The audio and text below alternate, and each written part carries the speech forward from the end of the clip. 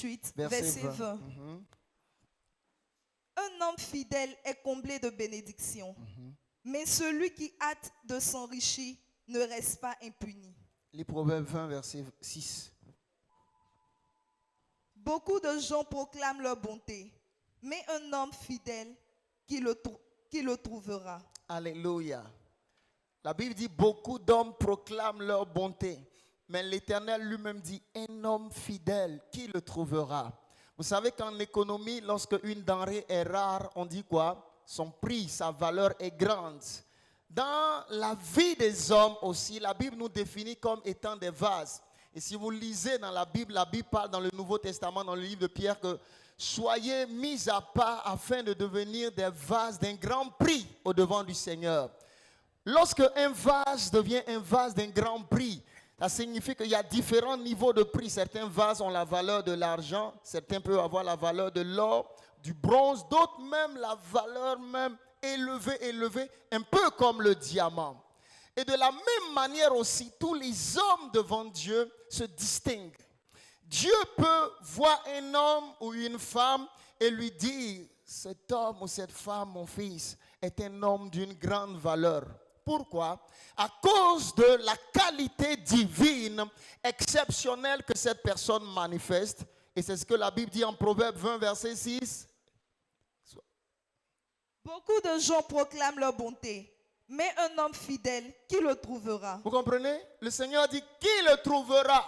Ça signifie que la fidélité aujourd'hui est rare. Est rare. Est rare. Ça fait de nombreuses années que moi et le pasteur Josué, nous sommes ensemble. De nombreuses années. Et je bénis le nom du Seigneur pour sa vie. La grâce de la fidélité est dans la vie du pasteur Josué.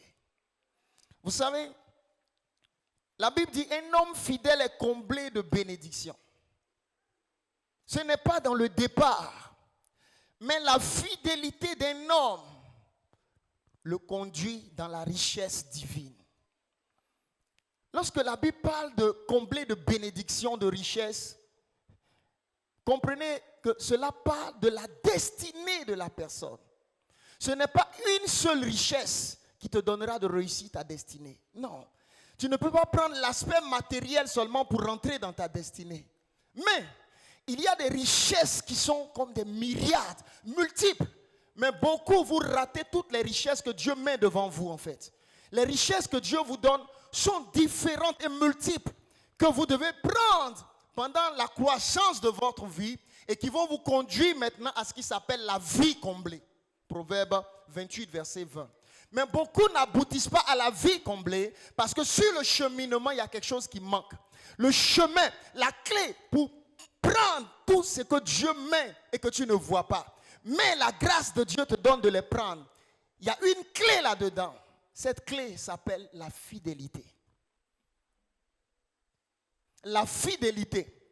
Lorsque nous commencions même à l'église, mes amis, nous étions comme tout petits. Nous n'avions rien même spirituellement. Qu'est-ce qu'on avait spirituellement? Rien.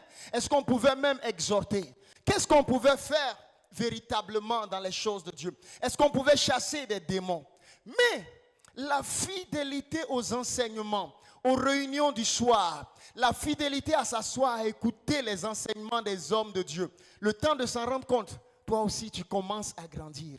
La richesse et le développement de ta vie viendront de la fidélité. Beaucoup de personnes commencent à l'église, mais s'arrêtent à un niveau. Pourquoi? Quand il n'y a pas la fidélité, arrivé à un moment donné, tu stagnes. La croissance d'un homme a deux éléments. Catherine Kuhlman dit, pourquoi, un jour on lui a demandé, mais comment, pourquoi est-ce que tu as pu rester jusqu'à arriver à ce niveau dans le ministère? Catherine Kuhlman, par la grâce de Dieu, est l'une des femmes qui a le plus été utilisée. L'une des femmes. Elles ne sont pas beaucoup, mais Catherine Kuhlman est dans cette rareté de cette classe-là. Oui, oui. Elle dit, il y a une chose qui m'a gardé. The loyalty to God. La loyauté envers l'Éternel m'a gardé. Il y a deux éléments, je vous parle ici, qui sont très importants. Je donne ça rapidement là, mais qui sont lourds dans le développement. Vous devez les étudier profondément. Car c'est ce qui va déterminer toute chose, même dans l'éternité. Le ciel, le royaume, vous verrez dans Matthieu 25, quand Jésus parle, qu'est-ce qu'il dit chaque fois? Bon et fidèle serviteur. L'enseignement du maître est basé sur quoi? La fidélité et la loyauté du disciple. Quand vous devenez chrétien, le diable cherchera à vous arracher de la foi chrétienne. Chaque homme qui se convertit est un homme grand qui vient de naître comme cela. C'est quelque chose de petit qui a commencé, mais la grandeur de ce qui est tout petit viendra par la fidélité et la loyauté. Beaucoup de personnes n'atteignent pas le niveau de la vie que Dieu a pour eux. Pourquoi? Parce que sur le chemin, arrivé à un moment donné, ils abandonnent. L'homme qui abandonne n'est pas fidèle. L'homme qui n'est pas fidèle se décourage. Je ne sais pas tout ce qui est réservé devant nous dans la vie chrétienne, mais je peux vous garantir d'une chose, Dieu n'est pas infidèle. Dis avec moi, Dieu n'est pas infidèle. Quelles que soient les épreuves sur le chemin, Dieu n'est pas infidèle. Et la bataille, le combat n'est pas au niveau de Dieu. Le combat est toi à ton niveau. Le combat est toi à ton niveau. Bats-toi pour devenir un homme fidèle. Si vous ne vous battez pas pour devenir un fidèle, vous deviendrez comme Démas. Démas a commencé avec Paul. Mais quand les épreuves dans le ministère ont commencé, Paul dit, Démas m'a abandonné par amour pour le siècle présent. Démas a dit, Paul, je ne peux pas. Je ne peux pas laisser ma jeunesse et te suivre comme cela. Je ne vois rien. Paul, tu n'es pas béni. Les hommes infidèles regardent à la vue. Mais Timothée, qui était l'homme fidèle de Paul, n'a pas regardé à ce que Paul pouvait lui donner comme argent. Quand le pasteur Josué venait vers moi, il travaillait déjà tout. Il n'a pas regardé, qu'est-ce que je lui donne même? Mais, béni soit l'homme qui regarde non aux choses visibles, mais qui peut voir ce que tout le monde ne voit pas. Regarde, tout le monde n'a pas vu Jésus dans sa vraie nature. My God. Les scribes et les pharisiens étaient aveugles sur l'identité de Jésus. Ils étaient bénis, mais ils n'étaient pas bénis. Mais lorsque Pierre voit Jésus, mais il ne voit pas l'aspect physique de Jésus, mais il voit ce qui est en Jésus. Qui es-tu? Qui suis-je? Et Pierre lui dit, tu es le Messie, le Fils du Dieu vivant. Et il lui dit, tu es heureux, Simon, parce que tu n'as pas vu ce que les autres ont vu. Les autres ont regardé l'apparence, ils ont regardé mon statut, ils ont regardé là où je dormais. Quelqu'un comprend? Les autres ont regardé la maison de mon père Jacob. Les autres ont regardé la maison de ma mère Jacob. Mon père n'est qu'un menuisier. Est-ce que toi, fils de charpentier, tu peux sauver une humanité? Toi, on peut t'appeler le Ontos, le Mashiach d'Israël. Toi, fils de charpentier. Mais bienheureux ceux que l'Éternel accorde la grâce de voir les choses que tout le monde ne voit pas. Quand Dieu doit te bénir, je vous ai dit une chose. Dieu doit t'apprendre la loi de la reconnaissance spirituelle. Oh Jésus. La reconnaissance spirituelle fait que tu peux être en train de marcher avec une personne. Tu veux même t'attacher même pour le pousser. Dieu dit, ne marche pas avec ça, ne pousse pas cette personne-là. Tu dis, comment? Mais là, Dieu dit, non. Cet homme que tu vois là, il ne lui reste que 3 ans. Il y a un jugement sur sa vie. Pourquoi? La fille qui a la reconnaissance spirituelle, Dieu dit non. La reconnaissance spirituelle fait que tu ne t'engages pas comme cela. Certains se sont engagés dans des ministères. Pourquoi? Sans reconnaissance spirituelle. J'ai vu même des amis qui ont abandonné leur ministère. Je demande où il est. On dit il allait. J'ai dit mais pourquoi? Je sais. J'ai dit mais qu'est-ce qui? L'argent. Oui, l'argent. Si c'est l'argent seulement qui t'attire vers un homme de Dieu, tu n'es pas encore loyal. La reconnaissance spirituelle est importante. Dans la vie, vous savez, la reconnaissance spirituelle est une grâce du ciel. Est une grâce du ciel. Parce que l'homme, de façon naturelle, regarde à ce qu'il voit. Et c'est l'une des raisons pour lesquelles plusieurs vont rater le royaume des cieux. Plusieurs vont rater le royaume des cieux. Parce qu'ils regarderont et jugeront avec les yeux. Mais Pierre, dis-moi mon identité. Pierre sait qu'il ne peut pas connaître l'identité de Jésus sans la révélation. La révélation s'appelle une grâce. Oui. Il dit, il fait grâce aux humbles. La révélation est une grâce. Tu peux regarder un homme de Dieu, tu ne sais pas pourquoi. Ton âme n'arrive pas à s'attacher à lui et tu le méprises. Tu sais quoi? La grâce t'a résisté. Parce que toi-même, de façon naturelle, tu veux. Mais il y a quelque chose dans ta vie qui n'a pas encore reçu la grâce. Donc, tu n'arrives pas. Tu n'arrives pas. C'est comme cela que je disais à quelqu'un, je dis, regarde, il y a plusieurs qui sont venus. Mais la grâce les a résistés. Parce que la grâce juge les sentiments du cœur. La grâce peut sonder votre vie. Parfois, vous pouvez être en train de chanter comme ça. Vous pouvez tous bien chanter. Mais la grâce ne regarde pas à votre voix. Mais la grâce dit, regarde l'âme de cette personne. Son âme est faux. Tu comprends? Et donc, la grâce qui te résiste peut même te chasser de l'église. Tu vas sortir, mais tu n'es pas sorti naturellement. Mais la grâce t'a chassé parce que ton cœur est mauvais. La grâce divine est un mystère très puissant. La grâce divine va te faire rentrer dans une grande destinée.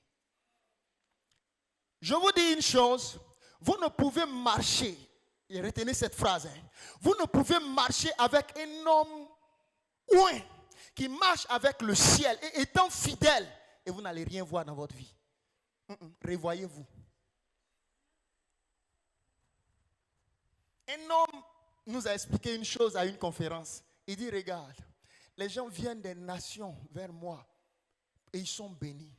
Et il dit, j'ai un de mes fils là, il jeûne plus que tout le monde à l'église, mais il n'est pas béni. Il dit, tu sais quoi? Il dit, ce fils, il ne fait que jeûner et prier seul. Mais jamais il n'est venu vers moi comme ça, papa, j'ai besoin de ta grâce, prie pour moi. Et il dit, il n'avance pas, mais il est là. Mais les gens quittent des nations pour venir écouter le mystère. Le mystère n'est pas l'homme qui a la capacité à se consacrer. Quel est le mystère? Il dit, il fait grâce au... C'est simple, mais c'est petit en même temps. Il fait grâce aux humbles. On venait de finir le cours, l'un des premiers diplômes que j'ai fait un truc. Quand on a fini, j'ai fait un jeûne, un long jeûne. Et quand on a fini, Dieu me dit, prends une offrande et va voir ton professeur à l'école biblique pour qu'il prie pour toi. Et je me souviens, quand mon professeur a fini de prier pour moi, je me souviens. Et j'ai dit, attends, je me suis consacré tout le temps. Hein. Il fallait simplement que mon professeur mette comme cela et me bénisse et dise une parole et écoutez bien une chose. Mais avant cela, quelqu'un va venir pour chercher à bloquer la grâce dans ta vie. Mettre quelque chose, le diable, chercher à mettre quelque chose dans ton cœur, dans ton âme, contre la grâce. Faites attention à ne pas laisser Satan bloquer la grâce dans votre vie. Il y a des combats dans ta vie, tu ne pourras pas les mener seul. Je vous dis une grande vérité, tu ne pourras pas. Oyedepo est allé jeûner pour prier, pour demander la sagesse. Au bout d'un certain jour, Dieu lui a dit, arrête de me demander ce que tu as demandé. Dieu lui a dit, prends une offrande. Dieu lui a montré l'homme. Il dit, va vers mon serviteur Enoch à Deboye. Il priera pour toi. Ce que tu demandes, je lui ai donné cela comme un don. Et Oyedepo est parti et il a prié pour lui. L'un des principes que les anglophones arrivent à devenir plus forts là-dedans que nous les francophones, c'est cela. Ils savent prendre la grâce. Mais les francophones ne savent pas prendre la grâce. Quand tu vas voir un francophone, il sait un peu prêcher, il se met au même niveau que son père. Regardez, le fils spirituel d'Oyedepo a une église de 100 000 places. Lorsque Oyedepo vient dans l'église pour saluer Oyedepo, son église est plus grande que l'église d'Oyedepo. Mais il reste toujours loyal à l'huile qu'il a reçue sur sa tête. Et c'est l'une des raisons pour lesquelles aujourd'hui, ils vont de plus grand en plus grand. De plus grand en plus grand. Pourquoi? À cause de ce principe-là. Pourquoi? Le temps me manque. Le principe de la déloyauté s'appelle le principe luciférien. Vous lirez dans Ézéchiel, le chapitre 14, il dit: je t'avais élevé en beauté et en gloire. Je t'avais établi comme étant le prince au-dessus de tes frères. Mais jusqu'au jour où l'iniquité fut trouvée en toi, et tu as médité dans ton cœur, je monterai et je prendrai la place du très. Dans votre ministère et dans votre vie, vous n'avez pas à forcer pour être grand. Si vous voulez monter, vous ne montez pas. Mais placez-vous dans ce qui monte l'avion. La loyauté à l'onction est le principe qui monte. La loyauté à l'onction est le principe qui monte. Il y a un principe de Dieu qui monte. La fidélité au Dieu d'Israël. Si vous êtes fidèle dans les principes de Dieu, vous êtes sûr même parfois que vous irez au paradis. Jésus dit, le diable vient vers moi, mais il n'a... Pourquoi il dit ça? Il sait dans son âme, je ne suis pas déloyal à l'Éternel, jamais. Je ne suis pas infidèle. Ce que je suis, en fait, c'est quoi? J'ai conservé mon intégrité divine. Comprenez ce que je dis là? J'ai conservé l'intégrité du verbe qui m'a été légué dans le ciel. Le Père a légué en moi le verbe qui est la parole. Le verbe de Dieu qu'il m'a légué. Je ne l'ai pas brisé, je n'ai pas brisé. Vous savez ce qu'on appelle l'intégrité? Vous savez ce qu'on appelle l'intégrité divine? Oui, regarde cela. Tu as ça. C'est un cahier de, par exemple, 100 pages. 100 pages. Voici ce qu'on appelle l'intégrité. Dieu t'a donné le cahier de 100 pages. Tu viens 2 jours après, tu déchires la première feuille. Il reste combien? 1 semaine après, tu déchires la deuxième feuille. Il reste combien? Jusqu'à... Qu'est-ce que tu fais? Au fur et à mesure, tu enlèves, tu enlèves. Et au bout d'un certain temps, qu'est-ce qui se passe? Vous prenez le cahier là, il est faible, il est vide. Quoique apparemment il ressemble à un cahier. Mais qu'est-ce qui s'est passé? Suivez, oh mes amis. Les natures du ciel qui lui ont été données, il les a bafouées. Déchire, jette derrière. Impudicité. Ah, c'est quoi? C'est rien. Une seule fois. Elle viole ça. On ne paye pas dîme, ça fait quoi? Oh, laisse ça. On dit de ne pas calomnier. Même si on critique un peu, ça fait quoi? Oh. Désobéissance. Chaque jour, on dit de ne pas... Elle viole les principes. Au bout d'un certain temps, qu'est-ce qui se passe? Son âme commence à se vider de quelque chose. Il y a certains ici, ils n'arrivent même quand ils ont de mauvaises pensées contre leur père spirituel, il y a quelque chose qui se passe en eux, ils ne le font jamais. Et ils ne font jamais ça. Et c'est une alliance pour eux. Ils n'ont pas brisé cette intégrité de loyauté là. Le jour où leur bouche va commencer à le faire, le Seigneur les regarde. Le jour où ils vont commencer à couler là-dedans, la page se déchire. Il vient de briser une alliance qu'il avait, qui était la loyauté et l'intégrité envers son Père. Donc, qu'est-ce qui se passe? Il y a un vide dans son âme. Il y a un vide, oui. Il y a un vide. C'est ça pourquoi je dis, je vais ouvrir cette parenthèse pour vous dire, c'est très misérable quand toi, un enfant d'un père dans une église, et à cause d'une jeune fille qui vient naître, tu es capable d'abandonner ton père, sortir et puis aller te marier. C'est la misère. Yes. Si je peux être déloyal à mon père à cause d'une femme. Non, on n'est pas la même chose. Je ne comprends pas. Je vous enseigne le ciel, mais vous voulez la terre. Bon, c'est à cause de quoi même au juste? Bon, il va être direct. C'est à cause de sexe. Demandez aux gens qui sont mariés là. Après une semaine, bon, ça ne dit rien. Bon, si toi aussi c'est trop maintenant, on a besoin d'aide aussi. Hein. Mais sinon, bon, à cause de quoi même? Je ne comprends pas. C'est quel démon ça? Notre professeur à l'Institut biblique nous a dit une chose. Il dit, that things don't want you to put you out, want to kill you. If you do not kill that thing, it will destroy you.